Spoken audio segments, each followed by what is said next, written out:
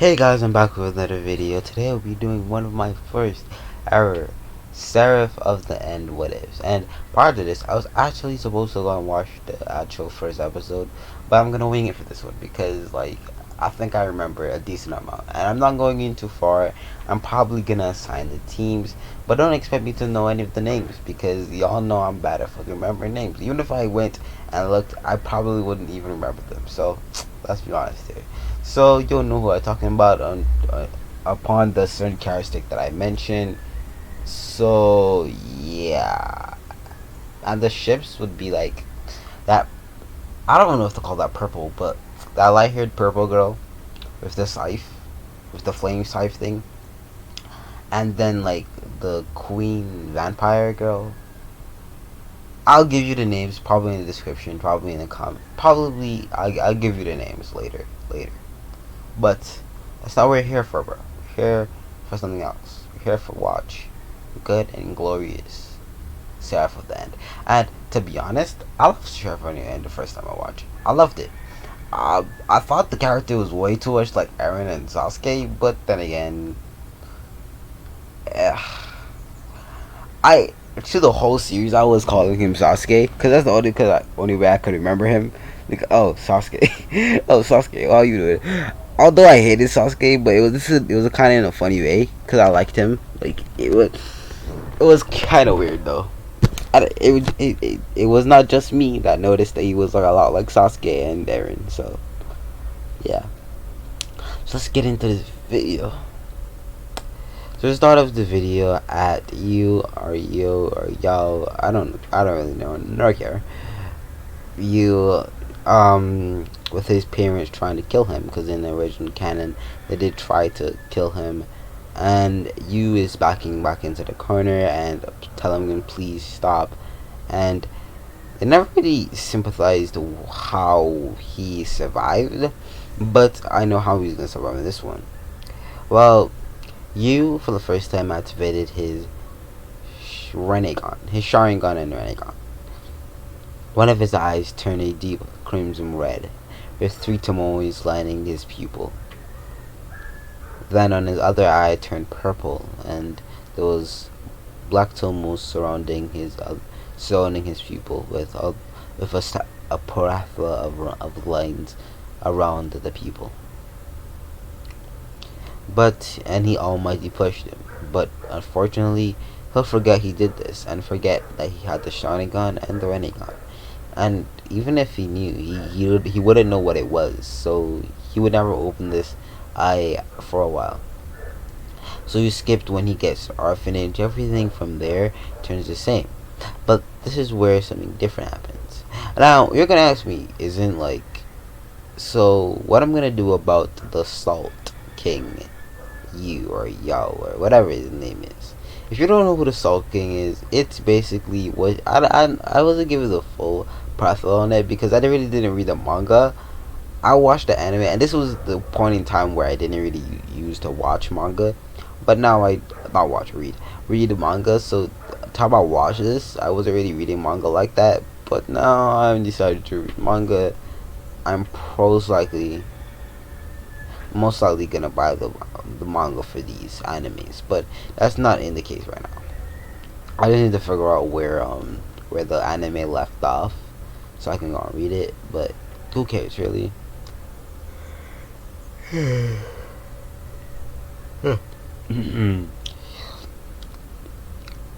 Well, in terms of the Salt King, I don't really know what to do with that. So what I'm gonna do is gonna give it to someone else. And the reason why his parents trying to kill him was that they straight up didn't like him. They were a burden to him, and they were kind of poor, so that ended up happening. I don't really find the use of like giving him the Salt King thing, nor his actual cursed blade. And y'all gonna say, well, I'm not giving his cursed blade. You'll see, because he's gonna have something way better than that old rusty dusty thing. And I just have to say, like, bruh, this shit about to be smacking. And if you can tell in the background, that is Madara, 6-pass Madara, so I'm also using him. So yeah, so he's also gonna have 6 pass. Which one you have? 6 pounds or salt, nigga. Like, I would definitely choose 6 pounds, okay? And although Madara was defeated by Black Setsu, but we all know that was some bullshit in the end. But anyways, let's get into the video. Let's back into the video. This might be a short because I'm going so fast paced with it, and I don't really want to get into anything that's important. And which you would realize, I don't really want to get into anything important to the story just yet. And I just really don't like to do it. Like, for all my other videos that I started on part ones, like you've seen, I didn't really go too far into the battles for more than one reason. One, I kind of forgot some of the battles that happened in between that, and it was kind of hard to narrow it down. And also, I didn't want to get into important parts, but I'm gonna have to for some of this because I'm gonna have to fast pace it. But don't worry, guys, this is a short video. Since this video is so short, it's more liable to come out with a second part way earlier than like the Madara what ifs. I'm probably gonna do what if Issei was Uchiha, like a few episodes. Probably the next sorry guys. The next video would probably be what if Issei was Uchiha, but that is gonna have to come later into the whole entire story, and I'm just gonna have to deal with that for a bit. And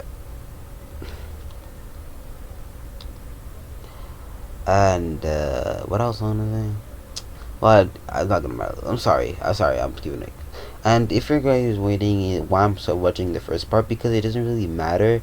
It only matter when to get to Sabi and sad stuff, which actually is gonna be right now.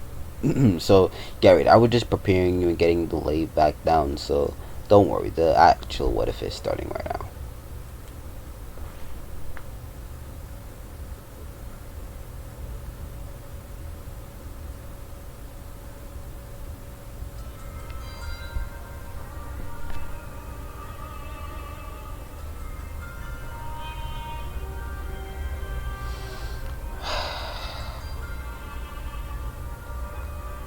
It was nighttime. Traffic was going back and forth. You could hear horns in the dead of the night. It was exactly 12 o'clock.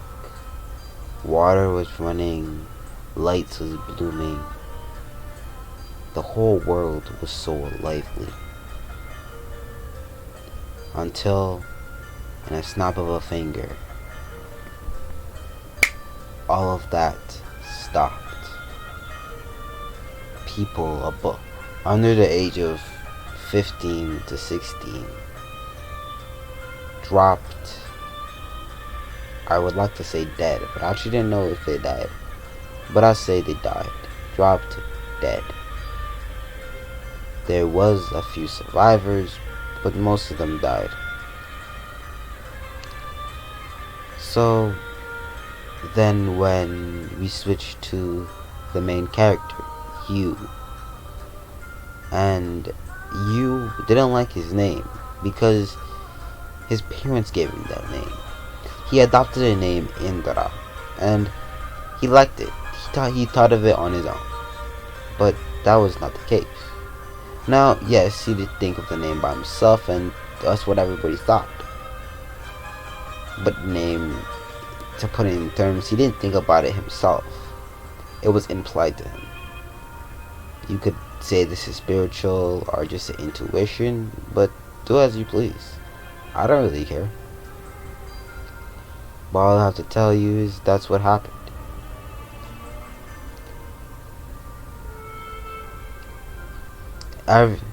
Now we skip back to his POV. He was here with his best friend Miki until Mekai or Miki, I don't care. With his best friend, and he saw the nurse, just the maiden of the house, just drop. He looked across and he was horrified. She was dead. He checked her pulse and she was dead. But he understood that there was no time to waste. He grabbed all the children, seeing all the maids in the house was dead. He took all the children and another girl that was his age. There weren't much people in the orphanage because I don't even know. There were just not much people in that orphanage. They ran outside and they were running through the halls and running through the place to place. Then a week passed. They were hiding into a store until a vampire came into the store and spotted them. They tried to run away. No matter how hard they tried, they were apprehended and taken to the base. Now we skip 4 years ahead. No, 3 years. No, 2 years. 2 years ahead from that point. We see you coming down with his arm, with a bandage on his arm. Now you took a more direct approach.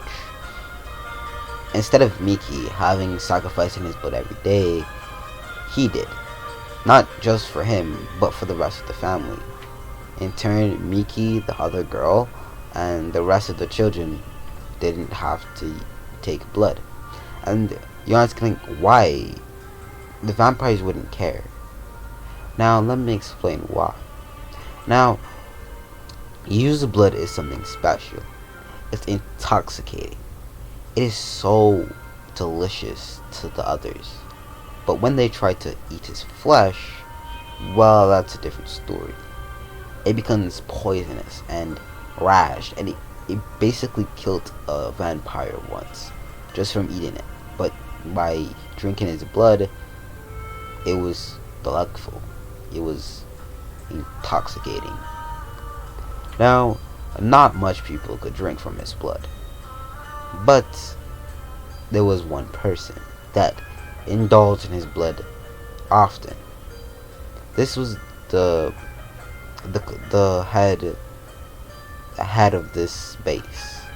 She had pink hair and red eyes, with a horizontal slit in her eyes.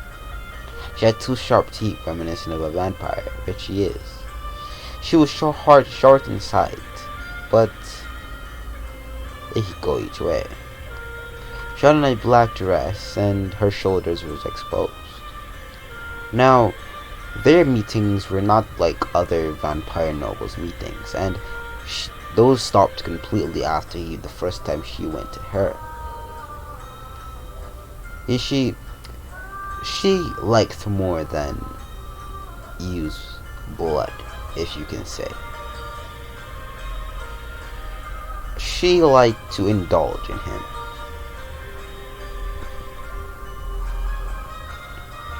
Side note, if you're very incredible of like underage sex, please exit this video. Although I didn't label it for, I labeled it for non-kids. Some kids probably still watch this, so, and I know about that because like people tell me in my comments. So yeah, but I know some of you still are kids. So if you're like questionable with these kind of like me implying it, please get off this video. I'm not even gonna tell you, but just be warned that this is, if you have like some serious mental damage after this, it's not my fault, bro. Like I told you. So yeah, and like all my fans know, I'm only saying this because I'm not trying to get demonetized or flagged. So yeah.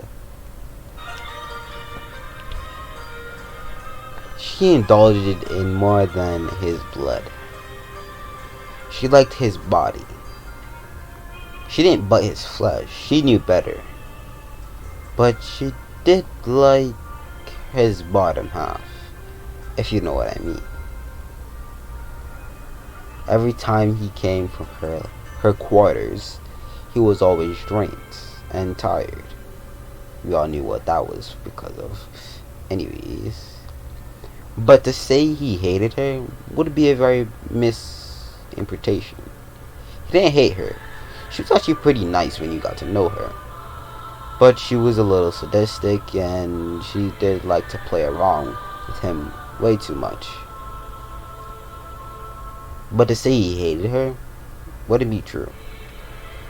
He didn't think of her as a friend, but he did enjoy her company, if you know what I mean. It felt good, in his own words. But he was coming back from her quarters, and this is where he brought home ingredients: carrots, apples, bread, noodles, a lot of other stuff. Now, since he's like directly getting blood from, like, she's directly taking blood from him, he gets more stuff, so like he can provide more. And under Mickey went under his back, Yu's back, and he did still get the pistol from in canon. He still got that. And Mickey brought up the idea, and you looked at him and told him he's down for whatever. He's telling him that what's the point? Even if they fail, at least they can say they didn't go out like a bitch. And he would be right. At least they didn't. Anyways, after that night, they tried to escape. Now, from here, everything went into canon up to when the girl was killed. The older one, the same age, the girl that was the same age as Mickey and you. Then you got quote unquote killed, and her got quote unquote killed. You all know what I'm thinking already. The girl's not dead, and Mickey's not dead. At least yet. This put him in an unbridled rage. One of his eyes became a dark crimson red. But it was not like the other time. There was a pattern in it. A flower pattern of sorts. Then around that was like what looked like 3 big tomo. And then around that was a circle. It was very magnificent sight, if you was to say so yourself.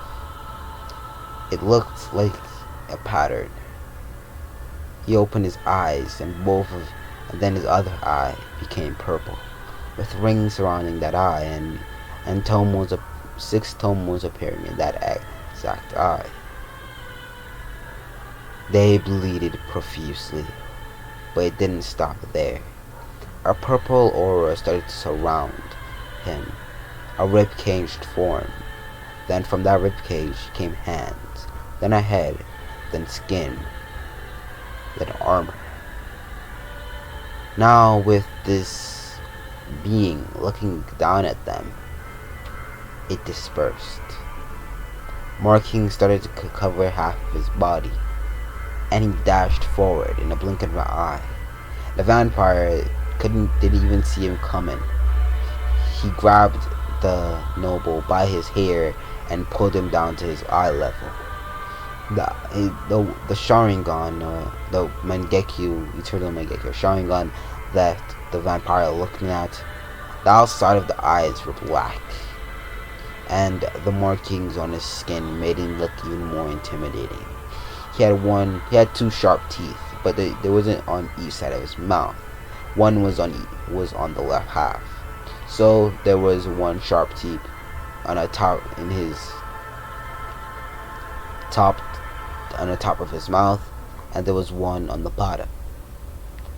This wasn't like vampires. Vampires only had 2 top teeth, so you knew he wasn't a vampire. Then the markings started to spread, and this is where the queen, came. But when Issei saw her, he kinda didn't recognize her that much. But what he did use to call her was Izumi. Yes, I'm doing this in place because I kinda can't remember any of the names, but I like Izumi.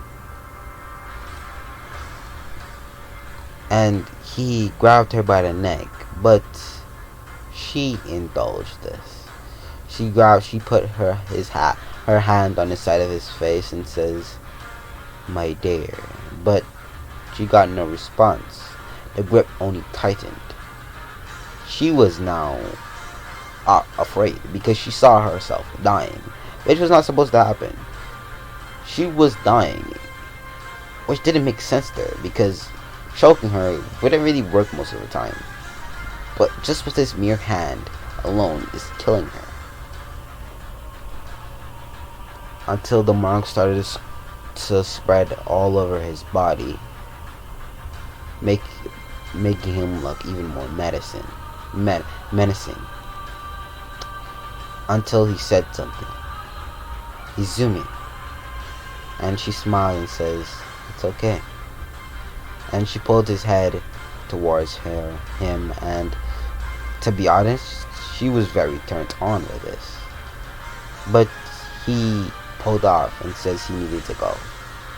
She told him to wait, but his whole body was enclaved in what looked like a lava. But when it cleared, his body was now gray. He had hand wings on his back. He had a diamond mark on his a black diamond mark on his nose. His hair kind of grew. It grew down to his back, with one strand of the hair covering his eyes. Basically, he looked like Madara. He spread his wings and he flew off, his shirt having 2 holes in the back. He flew for at least a few hours until he landed, but he was not alone. There were guys there. They sensed this immense power coming from one of the bases and went to see what it was, until they found a boy with hand wings, a diamond mark on his nose, and his body gray. He had one red eye with a shinkrek with 3 tomoe surrounding the pupil, but the outside of the eye was black. He had another eye which was purple, with rings surrounding the pupil, with tomoes on the rings. His wings flapped, and to be honest, he was very intimidating. He looked at them with an almost impassive face. But what surprised the head person that was there was that someone stepped up. A fairly muscular man with white hair and white beard. He had on a black army-like suit with red lines embedded on it, with badges and medals and a golden rope, and a sword on his hip. And there was a girl behind him, wearing the same clothes, but they were black and green instead of the black and red. This guy took out his sword brazenly, but that was basically really not needed. The curse mark started to retract from his body and he became normal again.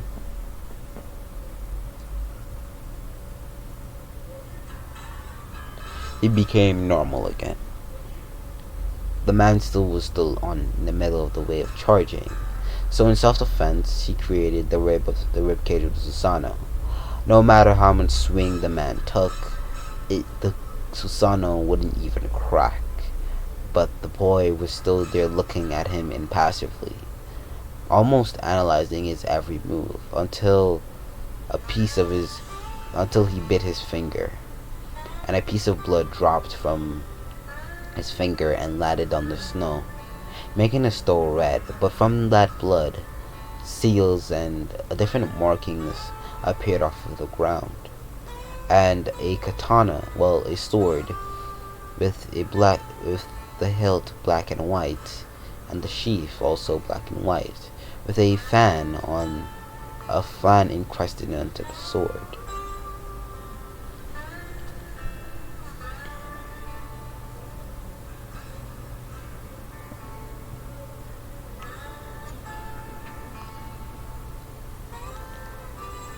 He took up the sword and pulled it out, then released the Susanoo. When the man took it as he was weakened, he saw no sweat on his face.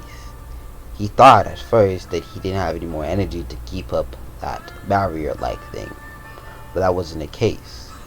He wanted to face him head on, which he deduced, and he unsheathed the blade and struck it with his. Then a purplish blackish mist started to come from the sword. The man backed back, not knowing what it was, but it was good that he backed back before it touched him. But when it got close to a tree, the tree's barks started to peel off and rip and decay itself until it became skinny, out of life, and broke from the stem and just laid on the ground, dead. The man knew not to even get close to that mist, but that was theoretically impossible if he was gonna go for a sword-on-sword combat. This is where many other men, also being fodder, came charging at him, thinking that this boy was nothing special. The mist didn't yet reach the barks of the tree, so they didn't know what was happening. So they ran forward, but he blocked and parried each and every them, cutting them all of them on the cheek. They thought that he was mocking them, but that cut on the cheek was all he needed. This skin started to crack, and under their skin they saw their flesh, where they started to bleed out. But then the skin that was cracking became gray. Even the muscles inside of his body became gray. Only thing that working was their individual sight.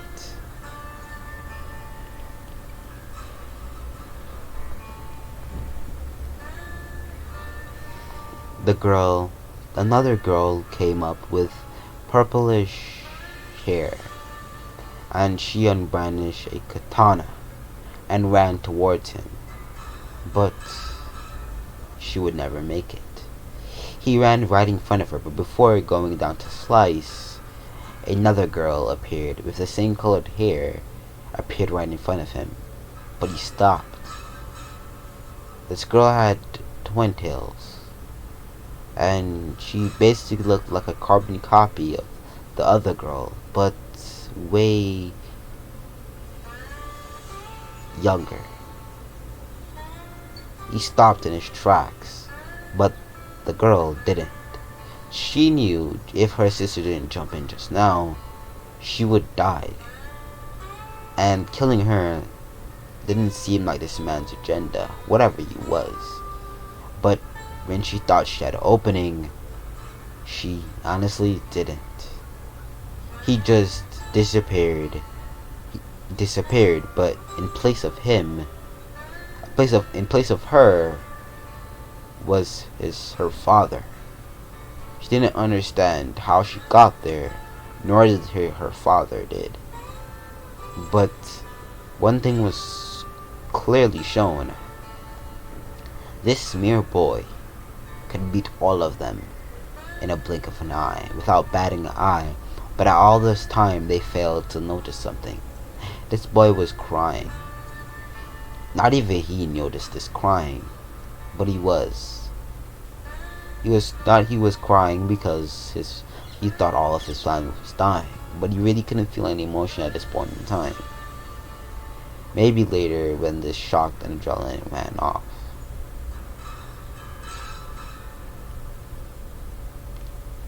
He raised his eyes and they saw the tears. This is where the old man sheathed his sword and told them that, what's your name, boy? You said Indra Uchiha. And the old man asked, is that your real name? The boy said, no, it isn't, but that's the name that I like to be called. I don't specifically like my family all that much, since they're the ones that gave it to me, and they're the ones that also tried to kill me. The man looked at him with also a cold glare, but even he was chilled by the same cold glare that he was getting from this boy. This boy looked like he has seen many battles time and time again, and he looked so hardened and strong.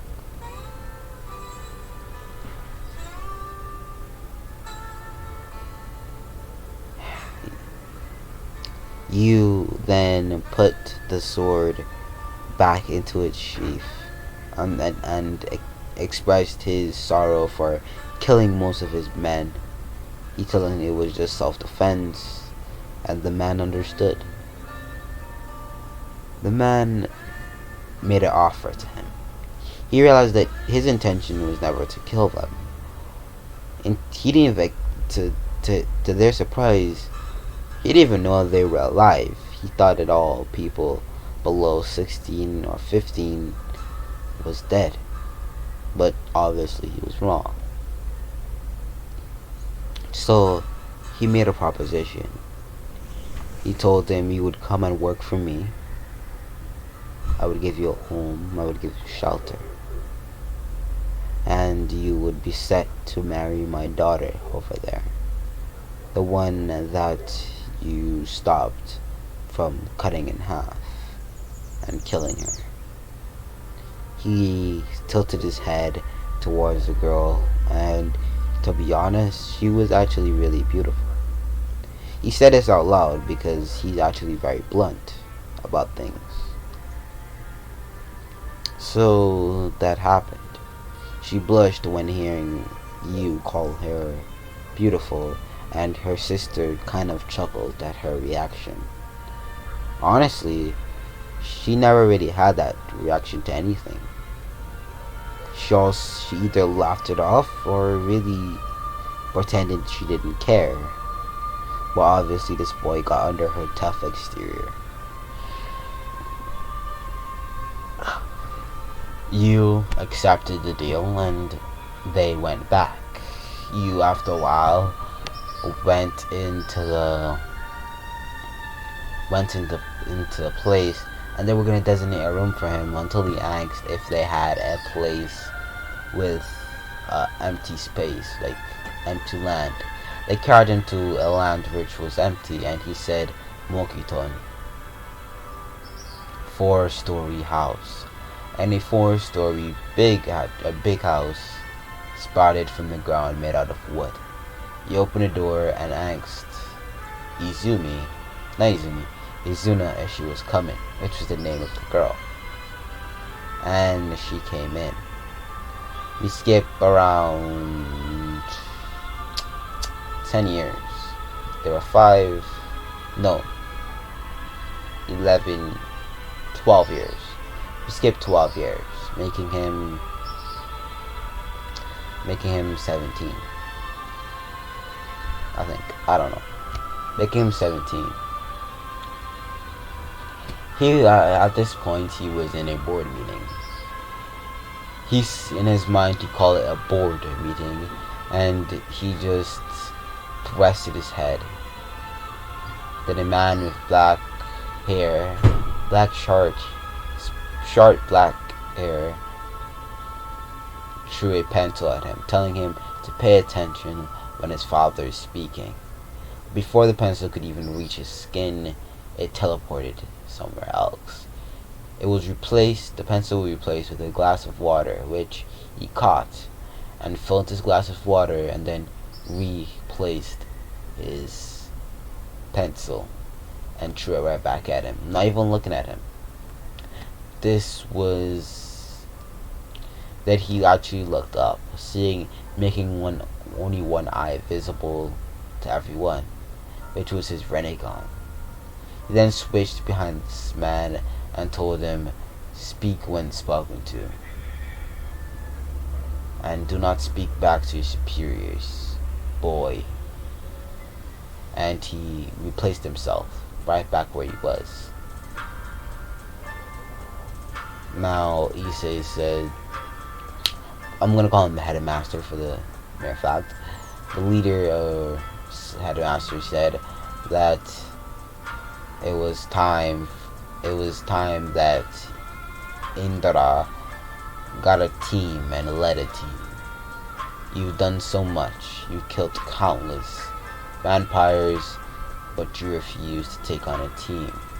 This is where Izuna spoke up. Izuna told them that he didn't see it necessary to take up one, which was the right answer. He never found it necessary of commanding a team. But then another boy, man, with black short hair, but his hair was a little bit more limp than the former boy. He also had red eyes, and he was wearing a black uniform with red stripes on it. Now, Indra, or you, wore a black jacket with a long sleeve black shirt with a black jacket, with black pants with the pouch packed behind him, with his grass cutter on his hip.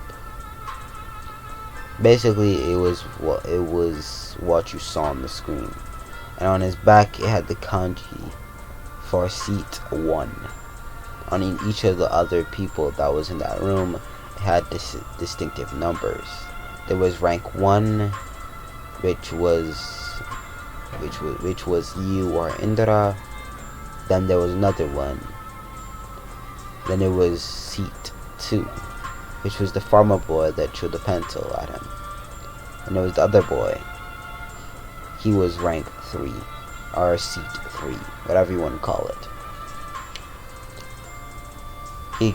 He let out a broad yawn and said, "Why would I ever need to do that?" He said it would be more successful that way, and you might have a little bit of fun. This is where he perked up.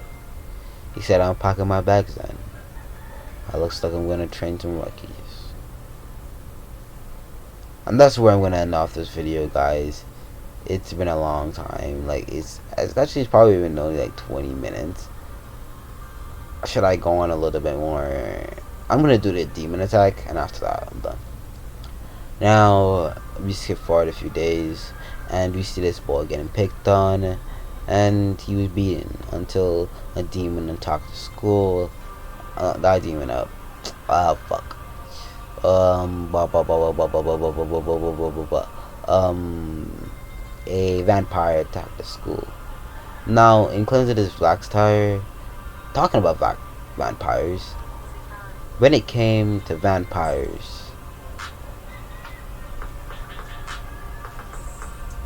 they had a run on order site when it came to Indra of the Sharingan, or you, because they knew his real name, you of the Sharingan. And it was always told never to look in his eyes, or he would put you in years of torment. And the demon was way too brave. At first, the boy was getting beaten, but he showed resolve in the fact that he wasn't going to give up until he finally passed out. But before he passed out, he felt his back hit something. It wasn't the floor, it was someone's leg. And he says, "Boy," poking his forehead, and the boy answered, "Yeah." And it was you. You looked up with his Renegon activated, since it was actually permanently stayed there. He activated his Sharingan, and a blitz. The demon's head was gone, and its body started to decay and crumble and crack, and be destroyed after a period of time. And that would be it for the day, guys. Part 2, most likely, of what if Issei was Uchiha. I'm going to put up a poll. It's either going to be what if Issei was Uchiha, or what if Deku was Kakashi and Obito. So that'll be the end of the video, guys. Like you, love you guys. See you, sayonara. Have a great fucking day, because I also don't care.